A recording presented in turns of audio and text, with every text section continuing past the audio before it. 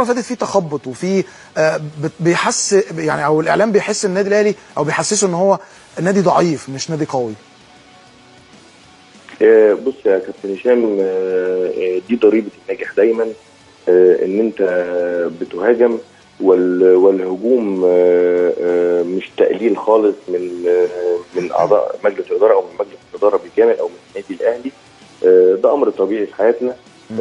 الدوله نفسها بتهاجم دلوقتي، كل منشآت ومؤسسات الدوله بتهاجم، وانا مؤسسه من مؤسسات الدوله، فده امر طبيعي ان انا يتم مهاجمتي.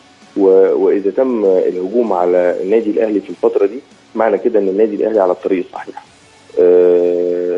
النادي الاهلي ومجلس ادارته مركزين بالكامل ان احنا عندنا خطوات عايزين ننجح فيها ان شاء الله، مش حاطين في دماغنا غير ان احنا ننجح. مفيش حد هيعطل مجلس الاداره خالص على خطوات النجاح. في خطه موضوعه لتدعيم جهاز الكره، في خطه موضوعه لتدعيم جميع الانشطه الرياضيه داخل النادي الاهلي، في خطه موضوعه لمنشآت النادي الاهلي، في خطه موضوعه لفروع النادي الاهلي الجديده، في خطه موضوعه تسويقيه، في خطه موضوعه لكل ركن من اركان النادي الاهلي. مجلس الاداره شغال الحقيقه على كل الملفات على التوازي، مش ما بنزكيش ملف على ملف، وان كان ملف كره القدم هو الملف الرئيسي لان هو واجهه النادي الاهلي، وهو الشريان الحقيقي للنادي الاهلي، وهو سمعه النادي الاهلي، وهو جماهير النادي الاهلي. فالهجوم ده امر طبيعي جدا، لا يقلل من شان النادي الاهلي، بل بالعكس احنا لا نلتفت تماما خالص، ولا عضو من اعضاء مجلس الاداره لا يلتفت ولا واحد فينا من الهجوم على النادي الاهلي او على مجلس الاداره. يعني انا بتكلم على الاعلام، على الشق الاعلامي. لا نلتفت على دوت خالص، احنا مكملين ان شاء الله باذن الله بخطوات ثابته تجاه النجاح. تمام. اكيد يعني شايف الاحداث الفتره اللي فاتت والاحداث برضه اللي هي بتاعت كل سنه بخصوص احمد الشيخ، يعني عايز تعقيب صغير كده من حضرتك لان الامور بتتفاقم، وايضا كان في كابتن علاء صادق كان قال في التلفزيون او قال في مداخله تليفونيه ان الامور ممكن تكلف اتحاد الكره الكثير والكثير. بص يا كابتن هشام، عشان نلخص الموضوع دوت، هو العقد دوت ده العقد القديم مش العقد الجديد. ازاي اتحاد الكوره يقبل على نفسه ان يستقبل اصلا عقد هو اصدر قرار ان العقد دوت ما ينفعش ان هو يعتد بيه من فتره معينه؟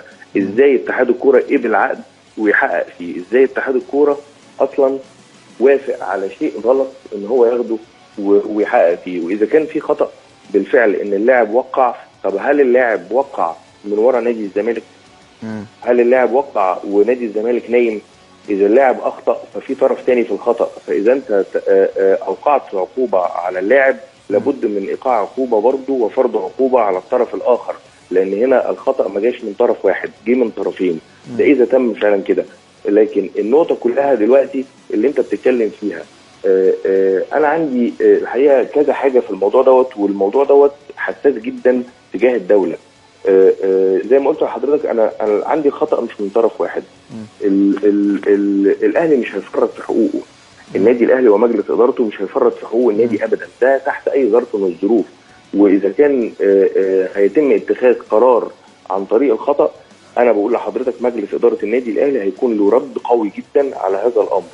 ولكن اللي انا عايز ابروزه لاتحاد الكوره، ان حكمتم فاحكموا بالعدل. دي يعني دي نقطة مهمة جدا. هم مش اتحاد كرة لنادي معين، ومش اتحاد كرة لمجموعة أندية، هم اتحاد كرة لجميع الأندية في دولة محترمة اسمها جمهورية مصر العربية. فإن كانوا بيصدروا أزمة، هم بيصدروا أزمة للدولة.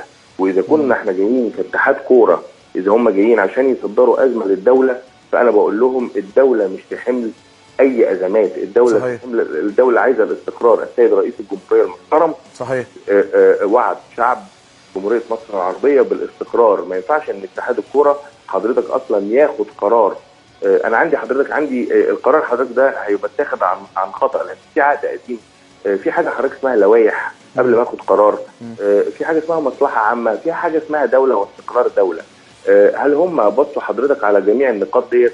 هل حضرتك من اللوائح ان انا اخد عقد بعد المده بتاعته القانونيه اللي الاتحاد نفسه فرضها ولا الاتحاد الدولي حضرتك فرضها؟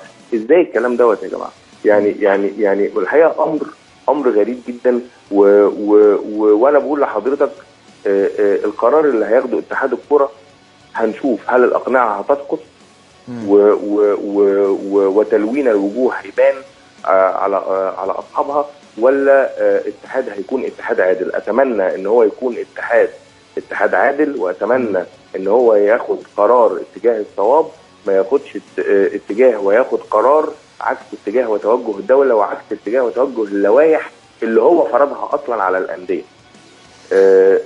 في دوله وفي استقرار للدوله وفي لوائح بتحكم اتحاد الكوره نفسه، وان كان الامر نفسه هم هيتعاملوا مع النادي الاهلي ان النادي الاهلي بيسكت. لا لا لا لا لا لا، هذا الامر امر مرفوض، والنادي الاهلي مجلس ادارته قوي وعمره ما هيسكت، وهيكون له رد قوي. وما زلت بقول لحضرتك رد مجلس اداره النادي الاهلي هيكون ما فيهوش تهاون، وما فيهوش تهاون لان احنا جينا زي ما المجالس اللي قبلينا جت ودافعت عن حقوق النادي الاهلي، احنا جينا عشان ندافع عن حقوق النادي الاهلي. صحيح. والمجالس اللي بعدينا هتيجي عشان تدافع عن حقوق النادي الاهلي، ما جيناش عشان نهدر حقوق النادي الاهلي.